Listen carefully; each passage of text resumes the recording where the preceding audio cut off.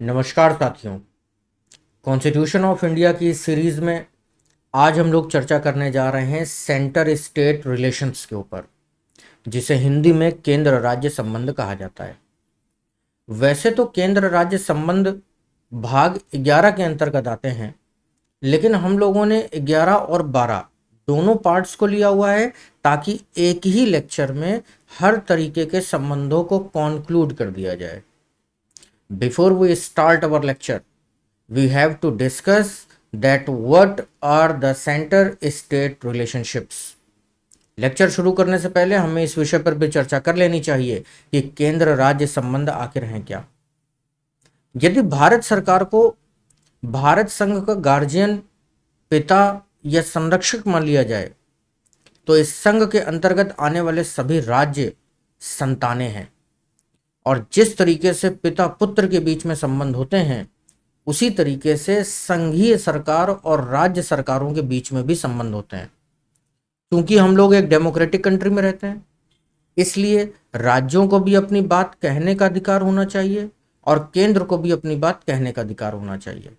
तो इन्हीं सब चीज़ों को ध्यान में रखते हुए भाग 11 और 12 केंद्र राज्य संबंधों पर प्रकाश डालते हैं, जिसके अंतर्गत आर्टिकल नंबर 245 से लेकर के 293 तक आते हैं। तो चलिए शुरू करते हैं।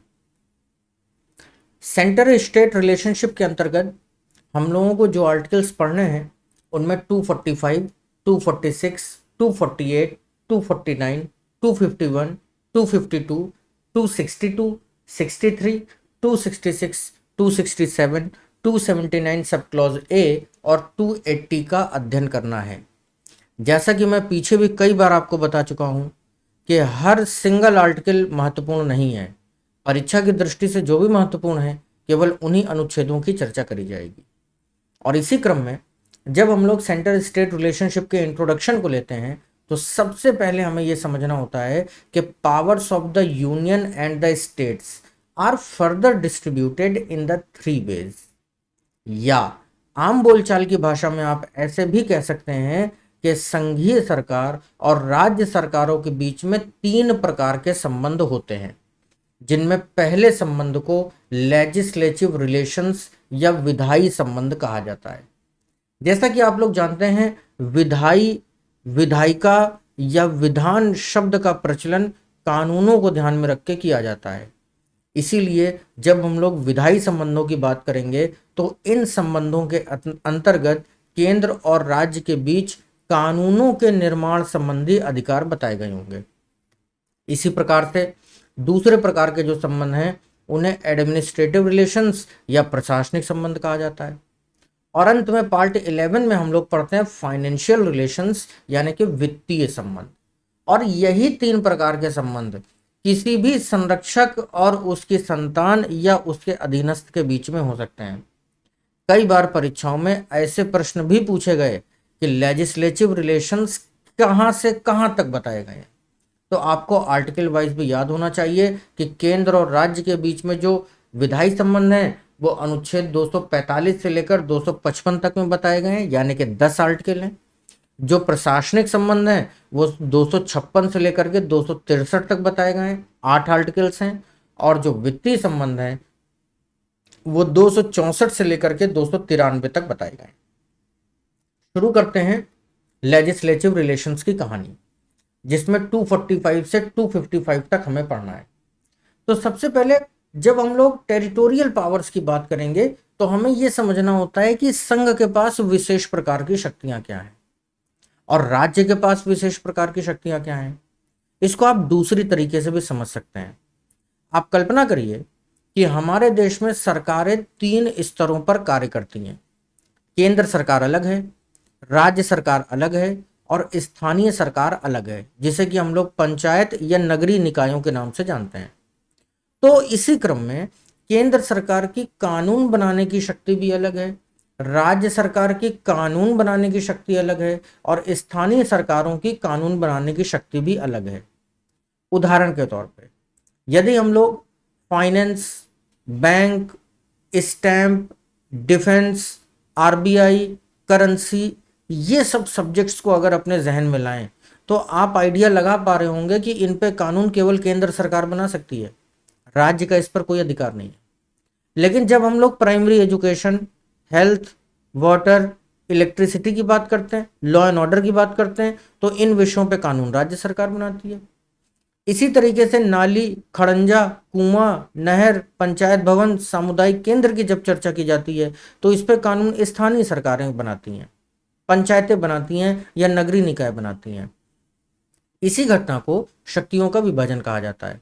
और लोकतंत्र में यही सबसे बड़ी विशेषता है कि हम लोग डिसेंट्रलाइज रहकर काम करते हैं, शक्तियां विकेंद्रीकृत हैं, शक्तियों को कई हाथों में बांटा गया है ताकि उसका कभी भी दुरुपयोग ना हो पाए। तो जब बात यूनियन की आती है तो पार्लियामेंट में make laws for the whole or any part of the territory of India. जो संसद है हमारे देश की वो संपूर्ण भारत के लिए या किसी पर्टिकुलर टेरिटरी के लिए या किसी पर्टिकुलर राज्य के लिए कानून बनाने के लिए स्वतंत्र है। पार्लियामेंट है powers to make laws on the extra territorial operations. और कई बार संसद एक्स्ट्रा टेरिटरी यानी कि हमारे राज्य क्षेत्र के बाहर भी जाकर के कानून बना सकती है, ये उसके अधिकार में आता है। लेकिन जब बात राज्यों की होती है तो स्टेट्स में legislate law for the whole or any part of the territory of the state. राज्यों का जो अधिकार क्षेत्र है कानून बनाने का वो राज्य की सीमाओं के भीतर ही है, राज्य क्षेत्र के भीतर ही है, उसके बाहर नहीं है। तो यही दोनों में अंतर होता है। इसी तरीके से जब बात होती है subject matter of laws made by the parliament and the states, तो according to the 7th schedule there are 3 list. जैसा कि मैंने अभी आपको बोल करके ये बात बताई कि केंद्र सरकार की कानून बनाने की शक्ति अलग होती है, राज्य सरकार की कानून बनाने की शक्ति अलग होती है, और कुछ ऐसे विषय भी होते हैं जिन पे केंद्र सरकार और राज्य सरकार दोनों कानून बना सकती है। तो यदि आप अनुसूची 7 को पढ़ें, शेड्यूल नंबर 7 को पढ़ें, तो शेड्यूल नंबर 7 में स्पष्ट रूप से बताया गया है कि ये शक्तियां किसके पास किस रूप में स्थित हैं। और इसी को हम लोग सूचियां यानी कि लिस्ट कहते हैं। तो पहली जो लिस्ट है उसे यूनियन लिस्ट कहा जाता है, जिसमें 100 विषय लिखे हुए हैं और इन 100 विषयों पर कानून बनाने की पूरी शक्ति हमारी केंद्र सरकार की है। इसी तरीके से दूसरी जो सूची है उसे स्टेट लिस्ट या राज्य सूची कहते हैं, जिसमें 61 सब्जेक्ट्स लिखे हुए हैं और इन पर कानून बनाने की शक्ति राज्य सरकारों की है। और तीसरी सूची है जिसे कि समवर्ती सूची या कॉन्करेंट लिस्ट कहा जाता है, जिसमें 52 विषय लिखे हुए हैं और इन 52 विषयों पर संघ सरकार, राज्य सरकार दोनों ही कानून बना सकती हैं। लेकिन यहां पर यह ध्यान रहे कि यदि समवर्ती सूची के किसी विषय को लेकर कभी विवाद होता है, अर्थात in the case of dispute, तो यूनियन, कॉन्करेंट और स्टेट इन तीनों पर सुप्रीमेसी हमेशा यूनियन की ही होगी, जिसे 2 तरीकों से समझा जा सकता है। पहला तरीका ये कि समवर्ती सूची के किसी विषय पर केंद्र और राज्य दोनों सरकारों ने कानून बना दिया हो तो केंद्र सरकार का कानून ही मान्य होगा। यदि समवर्ती सूची के किसी विषय पर पहले राज्य सरकार ने कानून बना दिया हो और बाद में केंद्र सरकार ने बनाया हो, तब भी केंद्र सरकार का ही कानून मान्य होगा। और तीसरी कंडीशन बनती है कि यदि समवर्ती सूची के किसी विषय पर विवाद की स्थिति पैदा हो जाए तब क्या होगा, तो अंततोगत्वा केंद्र सरकार का ही कानून मान्य होगा। इसीलिए सरल भाषा में आप कह सकते हैं कि समवर्ती सूची पर जो सर्वोच्च शक्ति है वो केंद्र सरकार के पास ही है। और ये सारी कहानी जो हम लोगों ने सुनी ये आर्टिकल 246 में इस तरीके से लिखी गई है कि parliament can make laws on the items which are mentioned in list A and list 3। संसद के पास सूची संख्या 1 और सूची संख्या 3 पर कानून बनाने की सर्वोच्च शक्तियां विद्यमान हैं। आगे बढ़ते हैं जब इसी में, तो रेसिडुअरी पावर्स की बात आती है और इन रेसिडुअरी पावर्स को हम लोग अवशिष्ट शक्तियां भी कहते हैं। कई बार प्रश्न पूछा जाता है कि अवशिष्ट शक्तियां किसके पास होती हैं, तो इसमें बिना सोचे समझे आप कह सकते हैं कि अवशिष्ट शक्तियां हमेशा केंद्र सरकार के पास ही होंगी। और इसे इस तरीके से लिखा गया कि parliament has exclusive power to make any law with respect to any matter not count in the concurrent list और स्टेट लिस्ट। सेकेंड कंडीशन बनती है कि such power shall include the power of making any law imposing the tax not mentioned in either of those list. कानून बनाने के संबंध में, कर लागू करने के संबंध में, समवर्ती सूची के संबंध में सर्वोच्च शक्ति संसद की होगी, यानी कि केंद्र सरकार की होगी, और इसी शक्ति को रेसिडुअरी पावर कहते हैं, अवशिष्ट शक्ति कहते हैं, जो हमेशा संघ में ही निहित होती है। आगे बढ़ते हैं तो अगला क्लॉज इसमें आता है कि power of the parliament to legislate with respect to a matter in the state list in the national interest. कई बार ऐसा भी हो सकता है कि कोई विषय तो राज्य सूची का हो लेकिन वो राष्ट्रीय महत्व का हो, तो यदि ऐसी स्थिति आएगी तो इस पर कानून बनाने का अधिकार भी संसद के पास होगा, लेकिन सीधे संसद ना होकर के राज्यसभा ऐसे कानून बनाने का अधिकार प्राप्त रखती है। उदाहरण के तौर पे कल्पना करिए कि कोई भारतीय राज्य ऐसा है जो अंतरराष्ट्रीय सीमा साझा करता है। उत्तराखंड है, जम्मू कश्मीर है, हिमाचल प्रदेश है, उत्तर प्रदेश है, अनेक राज्य ऐसे हैं, राजस्थान है, गुजरात है, अनेक राज्य ऐसे हैं। तो क्या कई बार ऐसा हो सकता है कि राष्ट्रीय सुरक्षा के विषय पर चलते केंद्र और राज्य सरकार में कोई विवाद हो जाए? बिल्कुल हो सकता है। तो ऐसी स्थिति में राज्य सूची पर कानून बनाने की शक्ति केंद्र सरकार की होगी, जिसे इस तरीके से लिखा गया है कि powers of the centre to make laws over state list in the matters of national interest, लेकिन यह विषय केवल राष्ट्रीय महत्व का होना चाहिए। राज्यसभा और council of state have power to make laws in the state list. तो बात आपको समझ में आ गई होगी। और यह भी प्रश्न कई बार पूछा गया है कि राज्य सूची पर कानून बनाने की शक्ति किसके पास है। तो ऑप्शन में आपको पार्लियामेंट मिल सकता है, प्रेसिडेंट मिल सकता है, लोकसभा मिल सकता है, राज्यसभा मिल सकता है, लेकिन सही जवाब आपका राज्यसभा ही होगा। आगे बढ़ते हैं तो अगली कंडीशन आती है inconsistency between laws made by parliament and laws made by the legislature of states. इसके एक्सप्लेनेशन में बताया गया कि inconsistency of the concurrent list the legislature shall be according to the central government. यदि समवर्ती सूची के किसी विषय पर कोई विवाद है, जो अभी मैंने आपको पीछे बताया, तो ऐसी स्थिति में केंद्र सरकार का ही कानून मान्य होगा और वो रेसिडुअरी पावर के अंतर्गत भी आता है। तो ये भी स्पष्ट आपको हो गया होगा। और आगे बढ़ते हैं तो powers of the parliament to legislate for 2 or more state by consent and adoption of such legislation by any other state. अब ये एक स्पेशल कंडीशन ये आती है कि मान लीजिए कि केंद्र में जिस भी पार्टी की सरकार है, राज्य में उसी पार्टी की सरकार हो और एक से अधिक राज्य में हो, जैसे कि वर्तमान समय में भी अभी आप देख रहे हैं। तो जब सिमिलर पार्टी की गवर्नमेंट होगी तो कई बार ऐसा होता है कि राज्य सरकार केंद्र सरकार से गुजारिश करते हैं कि आप राज्य सूची के विषय पर कानून बना दीजिए। तो ऐसी कंडीशन अगर आएगी तब भी केंद्र सरकार के पास शक्ति हो जाती है कि वो राज्य सूची के किसी विषय पर कानून बना दे, लेकिन इसके लिए राज्य को केंद्र सरकार से अनुरोध करना पड़ेगा। और यदि किसी दूसरे या तीसरे राज्य को ये कानून पसंद आ रहा है तो वो राज्य इस कानून में शामिल भी हो सकता है। हालांकि एक बार शामिल हो जाने के बाद हट नहीं सकता है, पीछे नहीं हट सकता है। इसी को एक्सप्लेन करता है ये आर्टिकल कि legislature by the central government over 2 or more state in the context of state list. राज्य सूची के किसी विषय पर केंद्र सरकार 2 या 2 से अधिक राज्यों के लिए कानून बना सकती है। On request of the state to centre, the central government makes suitable law for the state. बात आपको समझ में आ गई होगी।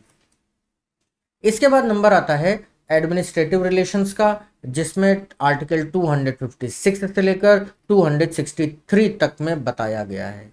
और प्रशासनिक संबंधों की आवश्यकता मुख्य तौर पर आपातकाल के दौरान ही पड़ती है, शांति काल के दौरान नहीं पड़ती है। इसीलिए इसको पढ़ते समय हमें थोड़ा सा इमरजेंसी प्रोविजंस या कुछ विशेष प्रकार के डिस्प्यूट्स का भी ध्यान रखना चाहिए। तो adjudication of disputes relating to water of the inter state rivers or river valleys. कई बार ऐसा होता है कि एक नदी कई राज्यों से होकर के बह रही है और नदी जल को लेकर के 2 या 2 से अधिक राज्यों के बीच में विवाद हो गया। तो ऐसे मामलों का जो समझौता है जो सुलह है वो भी केंद्र सरकार के मध्यस्थता से ही होगी। तो इसके एक्सप्लेनेशन में बताया गया कि पार्लियामेंट में by law provide for the adjudication of any dispute or complaint with respect to the use, distribution or control of the waters of or in any inter state river or river valley project. संसद को यह शक्ति प्राप्त है कि नदी घाटी परियोजना या नदी जल विवाद से संबंधित कानून भी बनाए, लेकिन ये कंडीशन केवल विवाद की स्थिति में आएगी। सेकंड पैरा में लिखा गया, पार्लियामेंट में by law provide that neither the supreme court nor any other court shell exercise jurisdiction in respect of any such dispute or complaint as is referred to in clause 1। नदी जल संबंधी विवाद, पानी के बंटवारे का विवाद, ऐसे विवाद भी सुप्रीम कोर्ट में सुलझाए जाएंगे। ये विवाद किसी भी लिस्ट के अंतर्गत नहीं रखे जाएंगे। प्रशासनिक संबंधों में पहला पॉइंट ये हो गया। दूसरा point, provisions with respect to an inter state council. देखिए, इंटर स्टेट काउंसिल बहुत इंपॉर्टेंट चीज हो जाती है। कई बार ये प्रश्न पूछा भी गया है और आने वाली परीक्षाओं में भी ये महत्वपूर्ण है, क्योंकि आजकल राज्यों के बीच में विवाद जरा ज्यादा हो रहे हैं। तो पहले आप ये समझ लीजिए कि अंतरराज्यीय परिषद की आवश्यकता आखिर क्यों पड़ती है। हम एक बहुत बड़े राष्ट्र हैं, अनेक राज्य हैं और भिन्न भिन्न राज्यों में भिन्न भिन्न पार्टियों की सरकारें भी होती हैं। तो कई बार ऐसा होता है कि दो राज्यों के बीच में लंबे समय से कोई विवाद चला आ रहा है और वो सुलझने का नाम नहीं ले रहा। न्यायपालिका भी वहां पे कुछ नहीं कर पा रही है, सरकारें भी वहां पे कुछ नहीं कर पा रही हैं। तो यदि ऐसी स्थिति आती है तो अंतरराज्यीय परिषद का गठन किया जाना चाहिए और अंतरराज्यीय परिषद दो राज्यों के बीच बेहतर संबंध स्थापित करने के लिए कार्य करेगी। हालांकि अंतरराज्यीय परिषद या इंटर स्टेट काउंसिल कोई परमानेंट बॉडी नहीं होती है, केवल आवश्यकता पड़ने पर ही बनाई जाएगी। The motive of inter state council is to maintain the healthy relations between two or more states. अब यहाँ से कुछ क्वेश्चंस पूछे जाते हैं कि पहली इंटर स्टेट काउंसिल कब बनाई गई, तो 10 अक्टूबर 1990 को बनाई गई, और जो लेटेस्ट बनाई गई या लास्ट काउंसिल अभी तक जो बनाई गई वो 25 नवंबर 2017 को बनाई गई। और सबसे फेमस जो इंटर स्टेट काउंसिल रही है वो यूपी और एमपी के बीच विवाद को सुलझाने के लिए बनी है। तो जिस भी बच्चे को पता है कि यूपी और एमपी के बीच का ये विवाद क्या था, तो वो कृपया कमेंट करके बताएं। साथ ही साथ मुझे कमेंट में आप लोग ये भी बताएं कि फर्स्ट इंटर स्टेट काउंसिल किन दो राज्यों के बीच बनाई गई थी और जो लेटेस्ट बनाई गई है वो किन दो राज्यों के बीच बताई गई थी। So comment fast.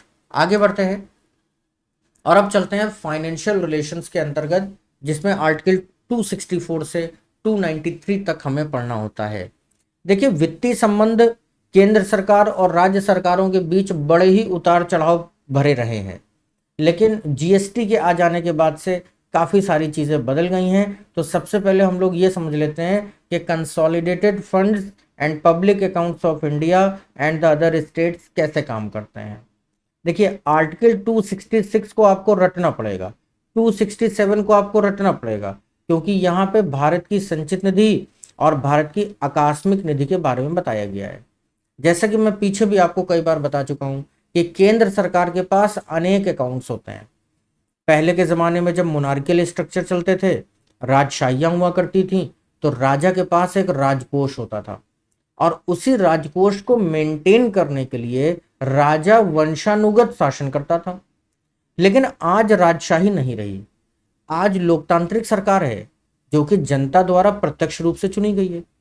तो आज की सरकार की जिम्मेदारी भी उसी राजकोष को मेंटेन करने की है, लेकिन अब राजकोष थोड़े से मैकेनाइज्ड हो गए हैं, टेक्निकल टर्म्स आने लग गए हैं, तो इसलिए सारा का सारा पैसा एक ही जगह नहीं रखा जाता है, उसको थोड़ा सा डिस्ट्रीब्यूट करके रखा जाता है। तो जब अगर हम लोग गवर्नमेंट ऑफ इंडिया को कोई राजा या राजशाही मान लें, तो ये उसके खाते हैं। इनमें जो पहला खाता है उसको कंसोलिडेटेड फंड ऑफ इंडिया या भारत की संचित निधि कहते हैं, जिसे आर्टिकल 266 में बताया गया है। और इसी खाते से भारत सरकार बजट बनाती है।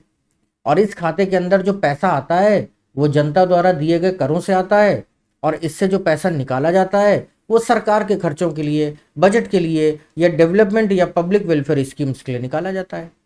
तो आप आम बोलचाल की भाषा में इसी कंसोलिडेटेड फंड को भारत की संचित निधि या भारत सरकार का बजट खाता भी कह सकते हैं।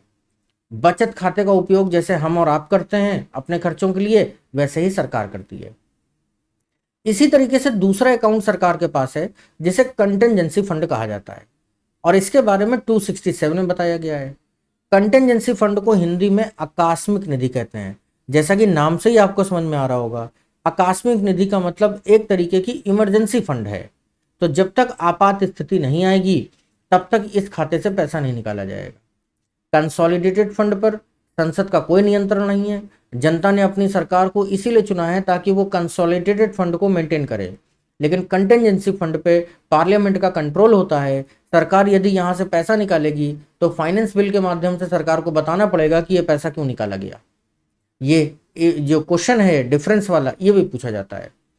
इसी तरीके से सरकार के पास एक करंट अकाउंट है जिसे चालू खाता कहते हैं। इस करंट अकाउंट में विदेशी मुद्रा रहती है, इसीलिए इस खाते को विदेशी मुद्रा भंडार कहते हैं।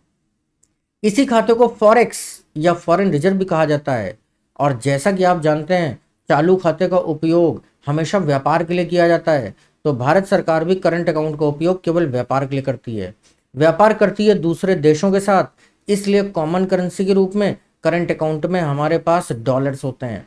इसीलिए किसी भी देश की शक्ति आज के ज़माने में, किसी भी देश की अंतर्राष्ट्रीय मजबूती, अंतर्राष्ट्रीय स्थिति उसके करंट अकाउंट से ही नापी जाती है। और हमारे देश में भी 650 बिलियन से ज़्यादा का करंट अकाउंट है और हम एक मजबूत राष्ट्र के रूप में खड़े हुए हैं। इसी तरीके से सरकार के पास तीसरा अकाउंट होता है जिसे गोल्ड रिजर्व कहते हैं। इसको हिंदी में स्वर्ण भंडार कहते हैं। नोट छापने के बदले जितना भी सोना गवर्नमेंट ऑफ इंडिया आरबीआई को देती है वो सारा गोल्ड यहीं पर रखा जाता है। इमरजेंसी केस में यहाँ से सोना निकाल करके देश की आर्थिक स्थिति को सुधारने का काम भी होता है।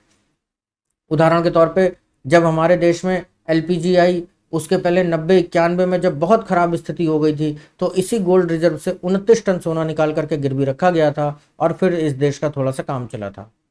अगला अकाउंट सरकार के पास जो है उसे पब्लिक अकाउंट या लोक खाता कहते हैं या लोक निधि कहते हैं। जनता ने सरकार को इन्वेस्टमेंट के तौर पर जितना भी पैसा दिया है वो इसी पब्लिक फंड के अंदर रहता है। वो चाहे एलआईसी हो, चाहे म्यूचुअल फंड हो या फिक्स डिपॉजिट हो, सारा पैसा इसी के अंतर्गत रहता है। और कंटेंजेंसी फंड मैंने आपको बता दिया। तो ये सरकार के मुख्य खाते होते हैं। इन्हीं खातों से हमारा देश चलता है। इन्हीं खातों को मेंटेन करके सरकार देश को आगे ले जाती है, सुख समृद्धि प्रदान करती है। इसीलिए इन खातों को मेंटेन करना भी सरकार की जिम्मेदारी होती है, जो पूरी तरीके से फाइनेंशियल रिलेशंस के अंतर्गत आते हैं। इसके बाद नंबर आता है जीएसटी का। जीएसटी जैसा कि आप लोग देख रहे हैं कि 1 जुलाई 2017 को जीएसटी पूरे भारत में एक समान रूप से लागू कर दिया गया। जीएसटी को यूनिफॉर्म टैक्स कोड भी कहा जा रहा है। जब हम आज़ाद हुए, हमें आज़ादी मिली, तो इस देश में यूनिफॉर्म सिविल कोड नहीं थी और यूनिफॉर्म टैक्स कोड नहीं थी। यूनिफॉर्म सिविल कोड तो आज भी नहीं है, लेकिन यूनिफॉर्म टैक्स कोड अब आ चुकी है। तो यूनिफॉर्म टैक्स कोड को समझने का आसान तरीका कि the president shall with in the 60 days from the date of the commitment of the constitution 101st Amendment Act 2016 by order constitute a council to be called the Goods and Services Tax Council। 101वां संविधान संशोधन अधिनियम वर्ष 2016 में आया था, जिसे 1 जुलाई 2017 को लागू कर दिया गया और इसी के अंतर्गत जीएसटी काउंसिल की स्थापना करी गई थी। जैसा कि आप लोगों ने सुना होगा कि सरकार जीएसटी पे कोई एक्शन क्यों नहीं ले रही, या सरकार ने जीएसटी के अंतर्गत किसी चीज का मूल्य बढ़ा दिया या टैक्स घटा दिया, ऐसा करके बहुत सारी बातें आपने सुनी होंगी। तो ये चीज क्लियर कर लीजिए कि जीएसटी के संबंध में किसी भी प्रकार का कोई राइट गवर्नमेंट ऑफ इंडिया के पास नहीं है। जीएसटी के मामलों पर जो भी निर्णय लिया जाएगा वो जीएसटी काउंसिल के द्वारा लिया जाएगा। और आज जीएसटी काउंसिल एक संवैधानिक निकाय है, आर्टिकल 279 सब क्लॉज ए के अंतर्गत आती है। और जीएसटी काउंसिल के जो मेंबर्स हैं वही जीएसटी के संबंध में डिसीजन मेकिंग पावर रखेंगे। तो समझते हैं कि इसके मेंबर्स कौन कौन हैं। सबसे पहले संघ सरकार का वित्त मंत्री, द यूनियन फाइनेंस मिनिस्टर, ये जीएसटी काउंसिल का चेयरमैन होगा और वर्तमान समय में निर्मला सीतारमण इसकी चेयरमैन है। इसके बाद the union finance minister of the state in charge of revenue or finance, vice chairman जो होगा वो वित्त राज्य मंत्री होगा, और the minister in charge of the finance or taxation of any other minister nominated by the each government. और प्रत्येक राज्य सरकार का वित्त मंत्री या राज्य सरकार द्वारा नियुक्त किया गया कोई वित्तीय जानकार जीएसटी काउंसिल का मेंबर होगा। तो यदि आज की डेट में 28 राज्य इंक्लूडिंग दिल्ली एंड पौंडीचेरी मिला लिया जाए तो 30 लोग तो ये हो गए। यूनियन फाइनेंस मिनिस्टर चेयरपर्सन के तौर पर 31 और वाइस चेयरमैन 32, तो इतने हो जाएंगे जीएसटी काउंसिल के मेंबर। अब इनकी जो मीटिंग होगी उस मीटिंग में जीएसटी के संबंध में जो भी डिसीजन लिया जाएगा वो 2/3 बहुमत से लिया जाएगा। और ये स्ट्रक्चर देख करके आपको आइडिया लग गया होगा कि जीएसटी में ज्यादा वेटेज जो है वो स्टेट्स का है ना कि सेंटर का है। केंद्र सरकार के तो केवल 2 ही व्यक्ति यहां पर हैं, बाकी तो राज्य हैं। इसलिए जीएसटी के संबंध में किसी भी प्रकार के निर्णय लेने के लिए राज्यों को एकमत होना पड़ेगा। यदि हम लोग जीएसटी काउंसिल की पहली मीटिंग की बात करें तो 22 और 23 सितंबर 2016 को दिल्ली में इसकी मीटिंग हुई थी।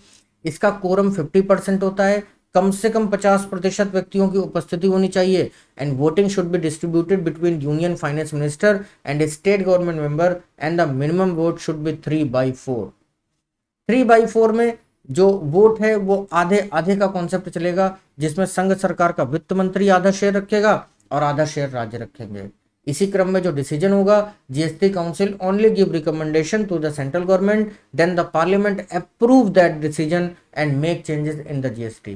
काउंसिल के द्वारा लिए गए निर्णय केंद्र सरकार को भेजे जाएंगे, तब केंद्र सरकार संसद में कानून बनाकर उसमें कोई भी चेंज लाएगी।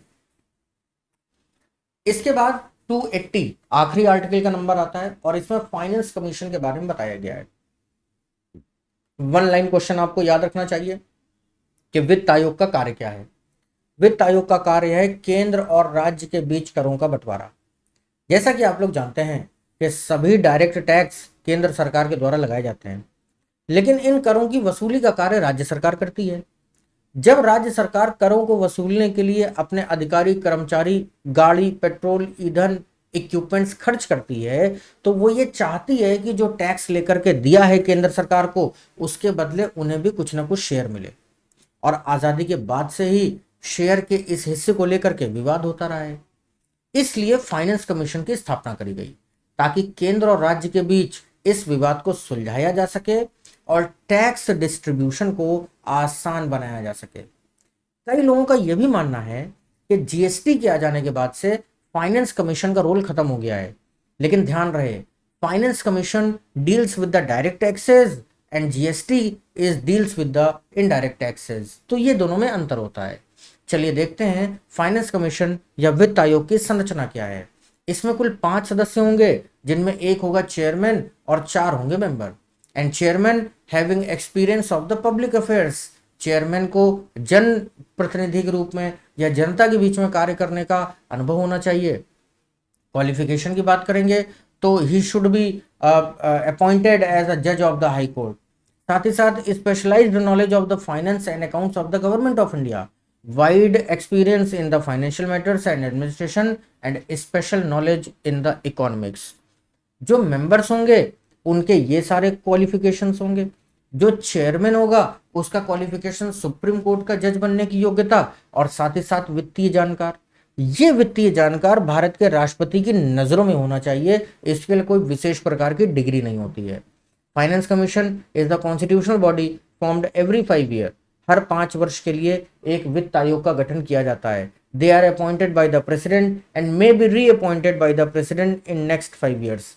यदि राष्ट्रपति को उनकी योग्यता पर कोई संदेह नहीं है तो वित्त आयोग के अध्यक्ष को पुनः नियुक्त भी किया जा सकता है। जब इनके कार्य की बात करते हैं तो finance commission give recommendations to the president through which the commission give the methods to distribute taxes between the union and the state and further distribution of the taxes between the states. केंद्र और राज्य के मध्य करों का बंटवारा वित्त आयोग का यही मुख्य कार्य है। Finance commission advise methods for helping the states granting aids by the centre using consolidated fund. जो केंद्र सरकार की संचित निधि है उसका उपयोग करके राज्यों के लिए एड मुहैया कराना भी फाइनेंस कमीशन का कार्य होता है।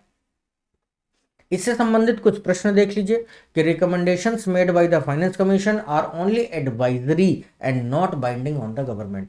वित्त आयोग के द्वारा वित्तीय मामलों पर जो भी सुझाव केंद्र सरकार को दिया जाएगा, केंद्र सरकार वो मानने के लिए बाध्यकारी नहीं है। इसी क्रम में भारत के पहले वित्त आयोग के जो चेयरमैन थे वो थे के सी नियोगी, दूसरे थे के संथानम, संथानम समिति बहुत पॉपुलर भी रही है, और तीसरे थे ए के चंदा। कमेंट करके फटाफट बताइए कि वर्तमान वित्त आयोग के अध्यक्ष कौन है और इस समय कौन से नंबर का फाइनेंस कमीशन चल रहा है। तो इस तरीके से पार्ट 11 और 12 की कहानी होती है समाप्त। लेक्चर के तुरंत बाद इससे संबंधित पीडीएफ आपको टेलीग्राम चैनल पर प्रोवाइड करा दिया जाएगा। फटाफट टेलीग्राम पर जाकर इसे डाउनलोड करें, पढ़ लें।